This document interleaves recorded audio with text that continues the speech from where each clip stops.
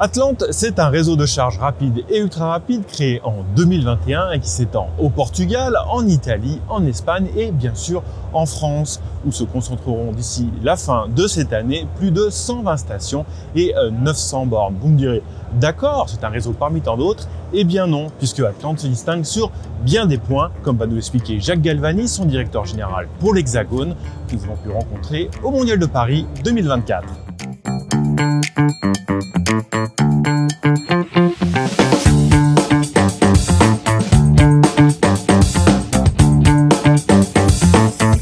Alors chez Atlante, on ne parachute pas des bornes au petit bonheur la chance, on suit un plan d'expansion très précis, n'est-ce pas? Oui, alors tout à fait. Donc chez Atlante, nous avons à la fois une stratégie et des outils en fait pour notre expansion. Donc la stratégie, c'est d'être sur des zones de flux ou des points d'intérêt. Donc les zones de flux, ce peuvent être des axes de circulation importants, des autoroutes, des grandes routes nationales, des routes transeuropéennes par exemple, qui ont été d'ailleurs identifiées dans le programme CHEF par la Commission européenne, parce qu'on cherche évidemment à attirer le maximum de véhicules électriques.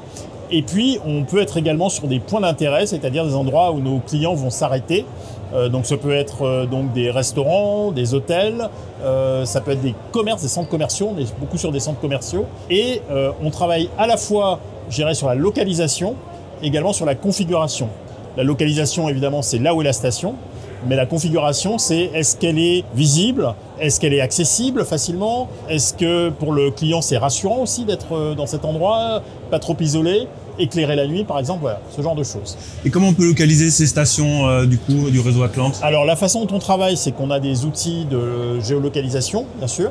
Ensuite, on développe des partenariats. Donc, ce qu'on préfère, c'est travailler avec des multipropriétaires. Donc, ce sont des sociétés ou des holdings familiales qui possèdent tout un ensemble de sites, par exemple des sites commerciaux.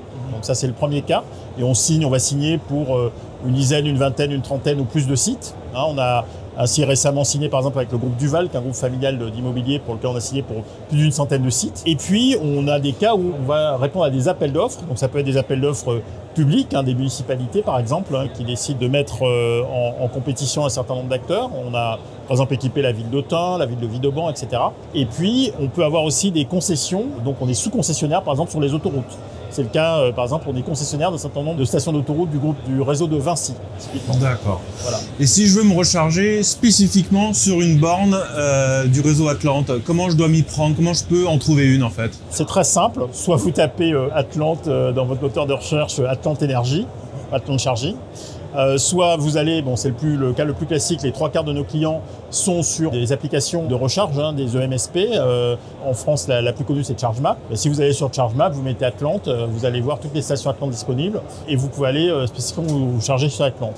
Nous avons aussi une application iOS ou Android. Là, vous tapez My Atlante, MY Atlante.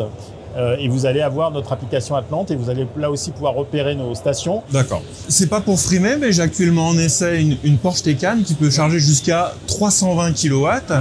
Est-ce que sur le réseau Atlante, je pourrais trouver une borne qui sera à même d'utiliser toutes ses capacités? On a actuellement la plupart de nos bornes sur le réseau Atlante sont des bornes de 300 kg. On a également pas mal de bornes de 150 kW. Sur les autoroutes, on a des stations, on est équipé en bornes individuelles de 300 kW. Donc, voilà. Et on commence à déployer des bornes de 400 kW. Notamment des bornes Alpitronic 400 ou 200 kW. Effectivement, alors 320, je pense que avec des bornes 300, normalement, vous devriez commencer à être satisfait. Parfait. On va maintenant parler de l'expérience de recharge elle-même dans le réseau Atlante. Alors, tous les jours, on a de nouveaux automobilistes qui abandonnent le thermique pour l'électrique. Il y a plein de nouvelles notions avec lesquelles ils ne sont pas familiers. Quel accueil il peut recevoir dans des stations Atlante? Oui, alors c'est une question qui est extrêmement importante, très pertinente, parce que nous, chez Atlante, on est vraiment conscient qu'on est à la fois dans une aventure technologique, mais aussi vraiment une aventure humaine, sociologique, une transition en fait. Donc notre rôle, c'est aussi d'accompagner en fait des gens dans cette transition vers l'électrique. Alors la façon dont on travaille là-dessus, c'est que d'abord on a des équipes chez nous qui sont spécialisées sur les questions de parcours client, d'ergonomie. Donc ça va de la conception, comme je disais tout à l'heure, de la station, du fait qu'elle soit claire, facile à utiliser, dans un environnement, je dirais, aussi rassurant. Et puis ça peut être également des détails de conception. Je vais vous donner un exemple. Les écrans qui sont sur nos bornes sont vraiment très précisément conçus pour être extrêmement clairs, faciles à lire, avec, je dirais, la bonne densité d'informations, qu'il n'y ait pas trop d'informations, pour que les gens puissent, dans une situation qui peut être un peu stressante, par exemple au moment où ils vont charger, peut-être pour la première fois ou les premières fois, avoir exactement ce qu'il leur faut. J'ai eu une conversation, par exemple, sur certains écrans qu'on a conçus avec mes équipes, où je leur ai demandé de ne pas mettre trop d'informations écrites. Ce qu'il faut, c'est montrer des images pour que les gens voient les gestes qu'ils doivent accomplir. Typiquement, il faut qu'ils mettent leur carte, qu'ils la posent à un certain endroit de la borne. Donc voilà. Déjà, on sait que c'est une expérience qui peut être un petit peu déstabilisante, et donc il faut qu'on aide les gens dans ces moments-là. Et puis quand il y a vraiment des problèmes, là aussi, qu'ils puissent très facilement avoir accès à des services clients avec des gens bien formés, qui vont prendre en compte effectivement le fait qu'ils ne sont pas des spécialistes de l'électrique et qui vont leur donner les bonnes indications. Alors, il y a un autre point qui peut s'avérer complexe pour un néophyte, oui. C'est le paiement lui-même. Quelles sont les différentes formes de paiement qu'on peut trouver dans le réseau Atlante? Alors, avant d'aller sur les types de paiement, juste un point important. Chez Atlante, la tarification est claire, c'est-à-dire oui. Qu'on est tarifé au kilowattheure, voilà. Et les prix sont affichés de manière extrêmement claire sur nos bornes, sur toutes nos bornes, absolument toutes nos bornes. En fait, il y a plusieurs façons de payer. On peut payer directement par carte bancaire sur toutes les bornes Atlante. Il peut aussi utiliser l'application MyAtlante. Et puis, on peut aussi sur nos bornes payer avec des QR codes qui sont apposés sur les bornes. Et donc là, pareil, on peut payer tout simplement en ayant une carte enregistrée, une carte bancaire enregistrée. Et puis dernière chose, bien sûr, on peut utiliser les applications classiques de mobilité, comme ChargeMap par exemple. Donc il y a plein de façons de payer, et en plus avec une transparence tarifaire. Alors il y a un troisième point d'inquiétude pour toujours ce nouvel automobiliste qui passe à l'électrique, c'est la peur de tomber sur une borne de recharge en panne. Comment se place le réseau Atlante en termes de fiabilité du coup? Alors en fait, c'est pour nous une priorité absolue. Et on travaille en fait à 3 niveaux chez Atlante. Le premier, c'est la sélection du matériel. Donc on a, chez Atlante, on travaille dans plusieurs pays et on a fait un appel d'offres global pour sélectionner les meilleures bornes possibles. Donc on travaille avec très peu de fabricants de bornes, notamment Alpitronic, Wallbox, bientôt StarCharge. Et on sait que ce sont des matériels donc on a testé pendant de longs mois en conditions réelles et dont on sait qu'ils sont extrêmement robustes, solides et qui fonctionnent bien. Donc ça, c'est la première chose. La deuxième chose, c'est qu'on a des équipes dédiées dans chaque pays qui suivent quotidiennement le fait que les bornes fonctionnent, borne par borne. Et moi, d'ailleurs, même en tant que patron, je peux consulter sur chaque site l'état des bornes. Et donc, j'ai des équipes qui travaillent là-dessus. Et dès qu'on détecte une défaillance, on la traite dans des délais extrêmement courts. Et puis, la troisième chose qui est importante, c'est effectivement la capacité, quand il y a un problème, à intervenir extrêmement vite, donc avec des réseaux de maintenance.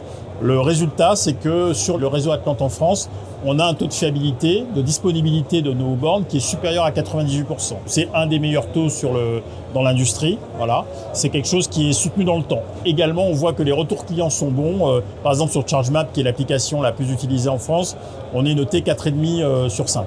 Donc ça veut dire quand même que nos clients sont contents et trouvent nos bornes, je dirais, en état de fonctionnement la plupart du temps. Alors moi, il y a quelque chose que j'apprécie particulièrement avec le réseau Atlante, c'est que vous annoncez que 100% de l'énergie que vous utilisez est renouvelable. C'est bien ça?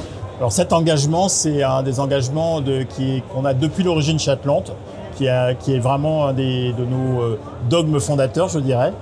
On a cet engagement vis-à-vis du consommateur de travailler avec de l'énergie 100% renouvelable, c'est-à-dire solaire, éolien ou hydroélectricité. Actuellement, on travaille avec des certificats d'énergie.